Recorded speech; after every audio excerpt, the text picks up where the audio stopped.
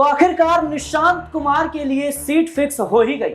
आखिरकार निशांत कुमार की जेडीयू में एंट्री पर फैसला हो गया। अब इंतजार है लल्लन सिंह का अगला कदम क्या होगा। लल्लन सिंह क्या नीतीश कुमार के साथ बगावत करते हुए नजर आएंगे। जहां एक तरफ निशांत कुमार को नीतीश कुमार अपनी राजनीतिक विरासत सौंपना चाहते हैं, तो इस बात की खिलाफत जेडीयू के बड़े नेता करते हुए नजर आ रहे हैं। जेडीयू के छोटे नेता और कार्यकर्ता इस बात की मांग कर रहे हैं कि नीतीश कुमार अपनी राजनीतिक विरासत निशांत कुमार, जो कि नीतीश कुमार के इकलौते बेटे हैं, उनको सौंपते हुए नजर आए। लेकिन दूसरी तरफ पार्टी के बड़े नेता इस बात की खिलाफत कर रहे हैं और उनका कहना है कि हम वर्षों से मेहनत कर रहे हैं और आखिर क्यों अचानक नीतीश कुमार अपने बेटे को अपनी राजनीतिक विरासत सौंपने जा रहे हैं। ऐसे में लल्लन सिंह का अगला कदम क्या होगा, ऐसे में संजय झा का अगला कदम क्या होगा। क्या जेडीयू दो फाड़ होती हुई नजर आएगी, क्या जेडीयू के विधायक कहीं ना कहीं खेल बिगाड़ते हुए नीतीश कुमार का नजर आएंगे। दर्शकों, आपको बता दें कि निशांत कुमार को लेकर इस वक्त की बड़ी खबर सामने आ रही है। हरनौत से निशांत कुमार चुनाव लड़ सकते हैं, जहां से नीतीश कुमार ने अपनी राजनीतिक पारी की शुरुआत की थी। और ऐसे में माना जा रहा है कि निशांत कुमार की एंट्री जेडीयू में होली के बाद हो जाएगी और उसके बाद लल्लन सिंह और संजय झा के रुख को लेकर अब सवाल उठ रहे हैं कि क्या नीतीश कुमार के खिलाफ लल्लन सिंह बगावत कर देंगे। क्या विधायकों और सांसदों के साथ लल्लन सिंह बिहार में बड़ा खेल करने जा रहे हैं। तमाम सवाल हैं, इन्हीं सवालों पे बातचीत करेंगे। मेरे साथ नाज़मीन मौजूद है। नाज़मीन, जिस तरीके से आप बिहार की राजनीति को लगातार समझ रही हैं, देख रही हैं, क्या लगता है आपको निशांत कुमार के लिए अब सीट फिक्स हो चुकी है, हरनौत से वो चुनाव लड़ सकते हैं और होली के बाद उनकी जेडीयू में एंट्री हो सकती है, जेडीयू की कमान संभालेंगे। पार्टी के छोटे नेता कार्यकर्ता लगातार इस बात की मांग कर रहे हैं और समर्थन में है, लेकिन पार्टी के बड़े नेता इस बात की खिलाफत कर रहे हैं। क्या लगता है लल्लन सिंह का जिस तरीके से रुख रहा है अभी तक, क्या वाकई में नीतीश कुमार का खेल वो बिगाड़ते हुए नजर आएंगे। देखिए, निशांत कुमार के बारे में पहले चर्चा कर लेते हैं। मैंने पहले भी कई बार ये कहा है कि निशांत कुमार इकलौते बेटे नीतीश कुमार के हैं और नीतीश कुमार बिहार के मुख्यमंत्री हैं। 9 बार बिहार के मुख्यमंत्री के तौर पर नीतीश कुमार आगे ही रहे हैं और किसी दल ने नाराजगी नहीं जाहिर की है, क्योंकि दल को नीतीश कुमार का सहयोग मिला है और वो दल चुनाव भी जीता है, गठबंधन से सरकार भी बनी है। चाहे वो आरजेडी जेडीयू गठबंधन की सरकार हो, चाहे वो हम और जेडीयू गठबंधन की सरकार हो, चाहे फिर वो जेडीयू बीजेपी गठबंधन की सरकार हो, सरकार रही है। मुख्यमंत्री नीतीश कुमार बने हैं या बनाए यहाँ पर किसी अन्य चेहरे को गए हैं, लेकिन देखा जाए तो बिहार की राजनीति में नीतीश कुमार सबके लिए जरूरत बनते हुए नजर आए। लेकिन इस बार यह कहा जा रहा है कि नीतीश कुमार के चेहरे पर भारतीय जनता पार्टी फैसला नहीं ले रही है, ये बड़ा कारण। दूसरा, नीतीश कुमार अस्वस्थ दिखाई दे रहे हैं, ये दूसरा कारण नजर आ रहा है। तीसरा कारण, इकलौते बेटे का राजनीति में सक्रिय ना होना, ये बड़ा कारण माना जा रहा है। जिस लिहाज से ये कहा गया है कि निशांत कुमार को राजनीति में आना चाहिए, राजनीति के गुण भाव को सीखना चाहिए, अपने पिता की राजनीतिक विरासत को संभालना चाहिए, क्योंकि आपने कई बार देखा होगा, अन्य राज्यों में देखा होगा, अन्य दलों में देखा होगा कि परिवार का हिस्सा ही राजनीति को आगे बढ़ाता हुआ नजर आया है। किसी भी अन्य चेहरे को पार्टी की कमान संभालते हुए आपने कभी नहीं देखा होगा। वो राष्ट्रीय अध्यक्ष बन सकता है, वो चेहरा उप मुख्यमंत्री बन सकता है, पार्टी से नेता प्रतिपक्ष बन सकता है, लेकिन पार्टी का उत्तराधिकारी नहीं बन सकता है।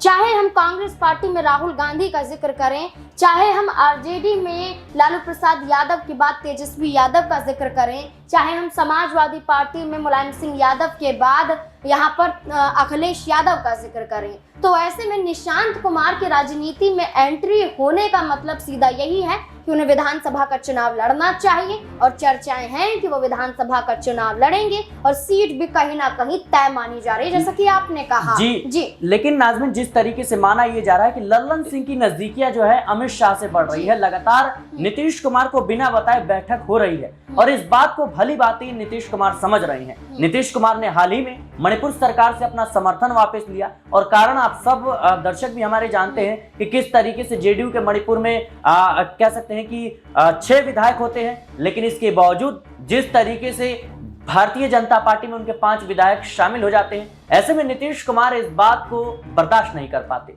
और उनका कहना है कि हमारे साथ मिलकर आप सरकार चला रहे हैं, लेकिन हमारी पार्टी को तोड़ने का काम कर रहे हैं। ऐसे में मेरा सवाल यह है कि लल्लन सिंह का वक्फ संशोधन बिल को लेकर जो बातें उन्होंने कही थी, मुस्लिम वोटर्स को लेकर कहीं, अंबेडकर विवाद को लेकर कहीं, क्या लगता है आपको? और नीतीश कुमार की प्रगति यात्रा से जिस तरीके से लल्लन सिंह दूरी बढ़ा रहे हैं, कहीं ना कहीं केंद्रीय मंत्री बनने के बाद उनका रुख जो है वो काफी हद तक बदलता हुआ नजर आया है। देखिए, नीतीश कुमार और ललन सिंह के बीच में दूरियां तब बढ़ती हुई नजर आई थी जब उन्हें पार्टी की कमान से हटा दिया गया था। यानी कि राष्ट्रीय अध्यक्ष ललन सिंह थे जेडीयू पार्टी के, लेकिन खुद ललन सिंह ने इस्तीफा दिया, जिसके बाद ये कहा गया कि लालू प्रसाद यादव के करीब ललन सिंह पहुंच रहे थे, इसलिए नीतीश कुमार ने उन्हें हटाया है। लेकिन ललन सिंह ने वहां पर निजी कारण का हवाला देते हुए नीतीश कुमार को बचा लिया। लेकिन दूरियां तब भी बढ़ी जब नीतीश कुमार ने लोकसभा चुनाव जीतने के बाद 12 सांसदों के तहत 3 से 4 केंद्रीय मंत्री पद मांगे, लेकिन ललन सिंह केंद्रीय मंत्री बन गए। इसके बाद देखा जाए तो नीतीश कुमार नाराज होते हुए दिखाई दिए। पहली बात कि बिहार को विशेष राज्य का दर्जा दिलाने की मांग पर नीतीश कुमार नाराज दिखाई दिए। साथ ही साथ उनकी मांग थी कि उनकी मांगों को भारतीय जनता पार्टी ने पूरा नहीं किया। लेकिन इससे विपरीत जाएं तो ललन सिंह ने ना तो बिहार को विशेष राज्य के दर्जे दिलाने को लेकर नीतीश कुमार का समर्थन किया, बल्कि वो इसके खिलाफ भी रहे कि क्यों वो और केंद्रीय मंत्री पद मांग रहे हैं। वो ये कहते हुए नजर आए कि मुझे केंद्रीय मंत्री बनाया गया, मैं इसका स्वागत करता हूं और मैं बेहद खुश हूं। जबकि नीतीश कुमार उस दौरान पे नाराजगी जाहिर कर रहे थे बीजेपी के सामने। इसके बाद वक्फ संशोधन का मुद्दा आता है, जब संसद में ललन सिंह बीजेपी का समर्थन करते हैं और नीतीश कुमार वक्फ की जमीनों पर मदरसा निर्माण की बात करते हैं। अल्पसंख्यकों को लेकर नीतीश विरोधी बता देते हैं उन्हें, और वहीं नीतीश कुमार अल्पसंख्यकों को साधने के लिए वक्फ जैसे फैसलों पर मुसलमानों का साथ पाते हुए नजर आते हैं। ललन सिंह नीतीश कुमार के बिना दिल्ली दौरे पर चले जाते हैं, एनडीए की बैठक में चले जाते हैं, प्रगति यात्रा में शामिल नहीं होते, सोशल मीडिया पर कोई पोस्ट नहीं होता। कई कारण दिखाई दे रहे हैं कि ललन सिंह और नीतीश कुमार में धीरे धीरे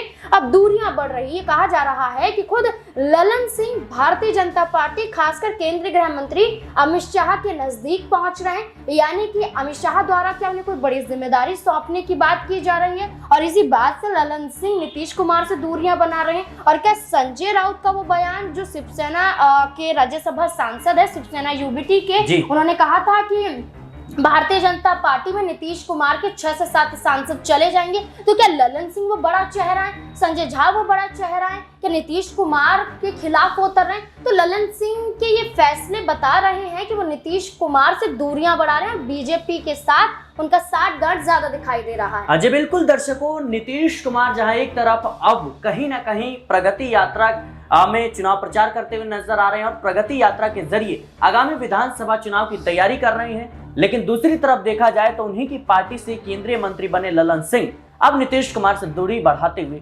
नजर आ रहे हैं। जिस तरीके से आरजेडी और जेडीयू का गठबंधन था, उस दौर में भी देखा गया कि जो ललन सिंह है वो आरजेडी के तमाम नेताओं से नजदीकियां बढ़ा रहे थे, लालू परिवार से नजदीकियां बढ़ा रहे थे, और इस बात को बखूबी नीतीश कुमार समझ रहे थे कि आने वाले समय में पार्टी के लिए ये बिल्कुल भी ठीक नहीं है। भले ही हम एक दूसरे के साथ हैं, लेकिन इसके बावजूद पार्टी को बड़ा खतरा हो सकता है।